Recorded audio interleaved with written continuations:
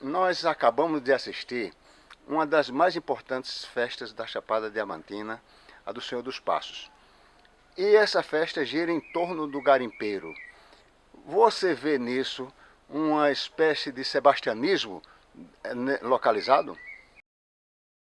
Sebastianismo talvez eu não diria propriamente assim, mas o processo de sublimação por parte da população, né, de determinados princípios ou de determinadas crenças ou determinados fundamentos, compartilhado coletivamente a partir desta experiência de indivíduo enquanto ser no mundo, lidando com elementos considerados muito importantes na vida, eu diria até mágico, como o diamante.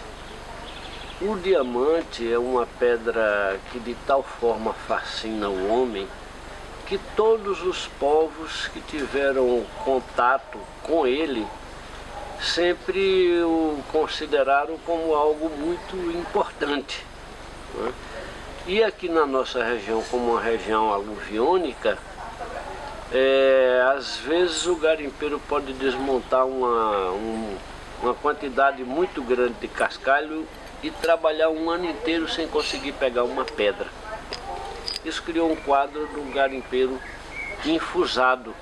Então, a partir destas relações do homem com o ecossistema, com o meio ambiente, do homem com o cosmos, com o universo, vai construindo uma cultura e o processo de ritualização dessa cultura. O garimpeiro aqui, os garimpeiros mais antigos com quem nós tivemos muita convivência, dizia que o diamante tem 3D: diamante, dia e dono. E na mente animista do garimpeiro, o diamante tem vida, ele é um ser encantado e que se mostra. É o diamante que encontra o garimpeiro e não o garimpeiro que encontra o diamante. E essa história do diamante ter 3Ds, eu e o professor Ronaldo entendemos que é um processo de relação entre o homem, a pedra e o astro, formando uma espécie de triângulo mágico. Então, esta cultura ou a economia do diamante gerou esta cidade de Lençóis. Desde a construção do casario com a sua perspectiva estética, não é? A música, a religião, a alimentação, aos hábitos cotidianos, até a festa de Senhor dos Passos.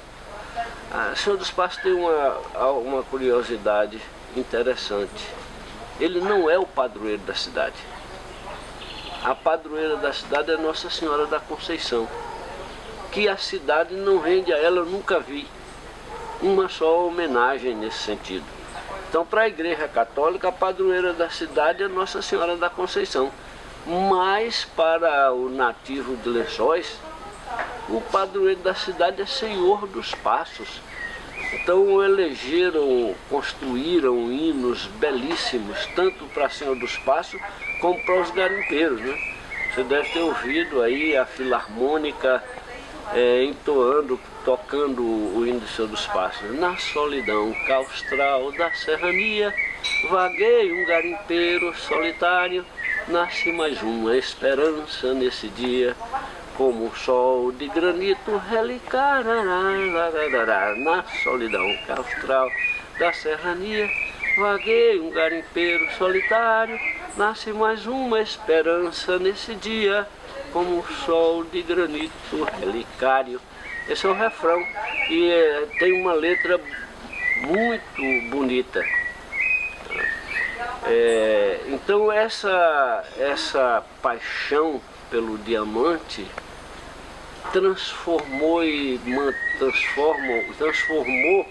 e mantém uma visão mágica do mundo que povoa o imaginário de todo e qualquer filho de Lençóis, que produz esse encantamento que a cidade tem. Nós pesquisamos os jarés. O jaré é um tipo de candomblé, que eu passei a chamar de um tempo para cá, um título que eu criei para dar conta destes fenômenos no sertão, de candomblé do sertão. Então o jaré, ele tem tal presença aqui, está inteiramente relacionado com a atividade econômica do garimpo. Quando um garimpeiro trabalha 1 ano sem pegar uma pedra, ele normalmente procura o curador de jaré para abrir uma revista, para fazer um trabalho para desempanar a sorte. Não é para propiciar sorte, mas tirar uma espécie de véu que o separa do seu destino. Então aí o garimpeiro, o curador de jaré vai realizar esta função.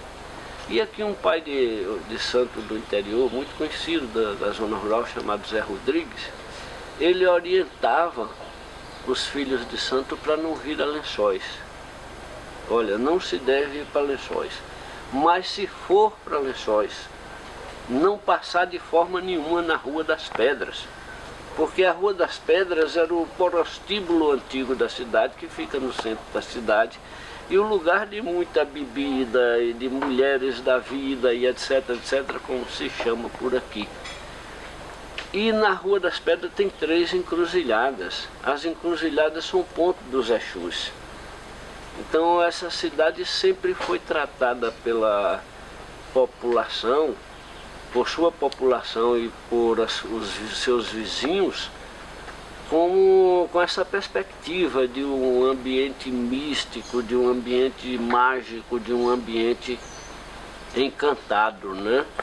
Então eu mesmo cheguei para Lençóis em 64 e daí não saí mais daqui.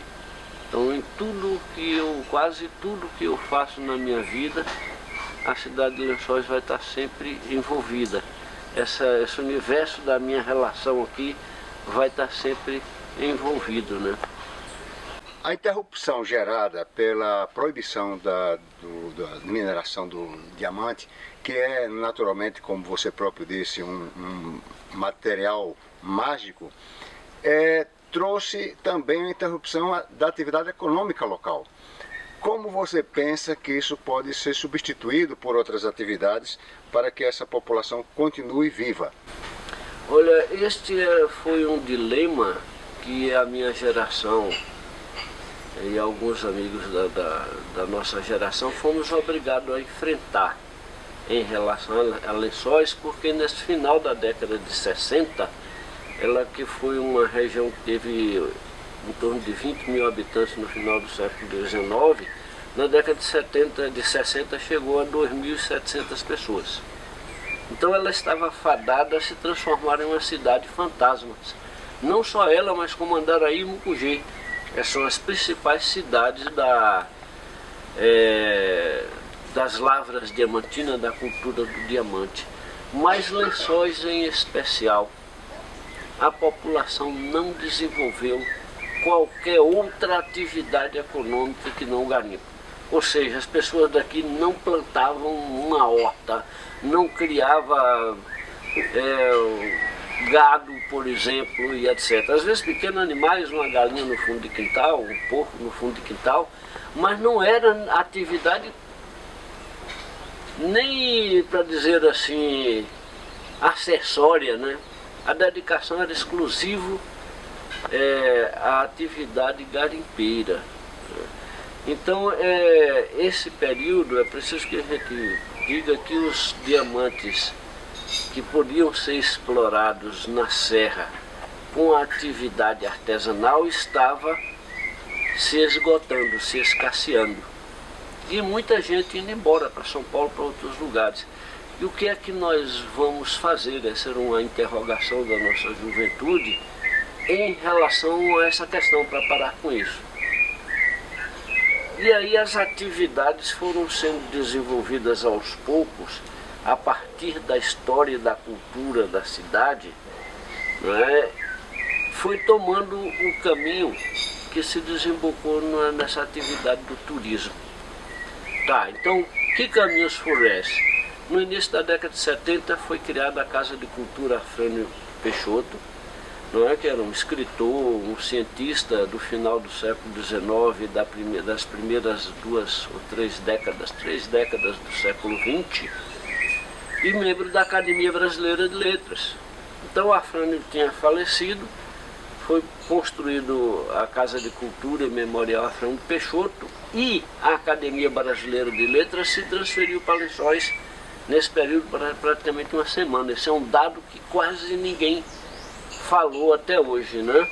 Então, da Casa de Cultura, Afrânio Peixoto, nós desenvolvemos em seguida, aí até 73, o tombamento da cidade.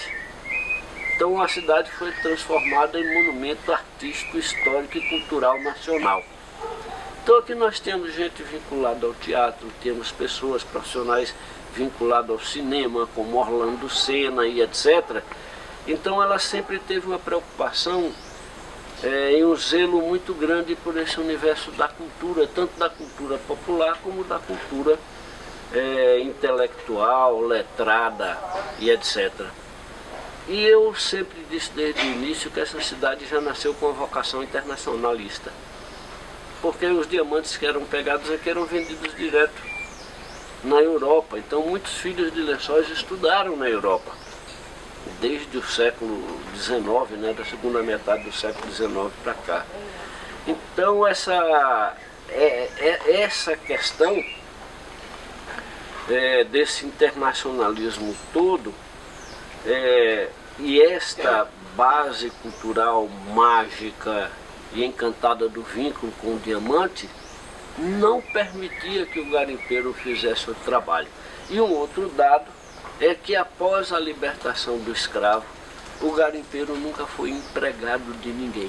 Este garimpeiro de serra, ele era autônomo e ele construía um sócio. Ele ia atrás de um sócio que financiasse as despesas para a manutenção da vida como alimentação e pactuavam as formas de dividir o produto quando alcançado. Então, era uma espécie de contrato de risco. Se a gente pegar o diamante, cada qual recebe o seu quinhão. Se não pegar, eu perdi meu trabalho, você perdeu o investimento ou o financiamento que você fez da atividade. Então, o garimpeiro aqui, das lavras diamantinas, criou um novo tipo de relação de trabalho. O garimpeiro daqui nunca foi empregado de ninguém. E embora uma sociedade muito pobre, mas eu assisti várias vezes as pessoas chamarem e dizer que o garimpeiro, ou comentários de que o garimpeiro é pobre. Pobre não, senhor. Pobre é o Satanás. Nós somos ricos da graça de Deus. Então veja que sociedade é essa, que cultura é essa e que povo é esse que foi forjado por aí. Então, mais adiante nessa dimensão, nós providenciamos a criação do Parque Nacional da Chapada. Então você veja as atividades, né? Criação da Casa de Cultura, tombamento da cidade, Parque Nacional da Chapada. Isso criou os ingredientes necessários para transformar essa região em uma região de turismo. E a atividade do turismo casou como uma luva dentro deste processo, porque ela, como o garimpo, é uma atividade de risco. Ela, como o garimpo, pode acontecer de ter sucesso de repente, mas dali logo adiante também vir um fracasso. E o garimpeiro, a rigor, ele nunca teve preocupação. Não existe história de garimpeiros ricos. Existe história de capangueiro, de comerciantes de diamante rico. Porque o garimpeiro, a partir do momento que ele encontrava a sua pedra com o bamburro, ele gastava o dinheiro todo dando presente, fazendo festa, comendo água e etc, etc. E acabava o dinheiro e ele voltava para a serra no outro dia com a mesma disposição para trabalhar. Então não tinha menor, não trabalhava para efetivamente angariar e acumular recursos, mas trabalhava para cumprir, vamos dizer assim, usar uma palavra usada, a sua sina, o seu destino, né? A sua trajetória de indivíduo, de ser humano no mundo, dentro desse ecossistema belíssimo de serras, de cachoeiras, de poços para nadar e etc, de tobogãs naturais nas pedras, que eu fui criança aqui nesse ambiente, num período onde quase às vezes passava 3 meses para entrar um carro. Essa cidade era nossa, das crianças. Nós aqui fazíamos aqui o que a gente queria e aprendia a nadar espontaneamente tomando banho nos rios, uns ensinando os outros. Então veja que esse ambiente, a festa de Senhor dos Passos, é uma espécie de coroamento, vamos dizer assim, de toda essa visão de mundo, de toda desse encantamento do mundo. E a festa do Senhor dos Passos atrai até hoje todos os filhos de Lençóis, onde quer que eles estejam, normalmente procuram tirar umas férias ou promover a sua vinda à cidade nesse período da festa.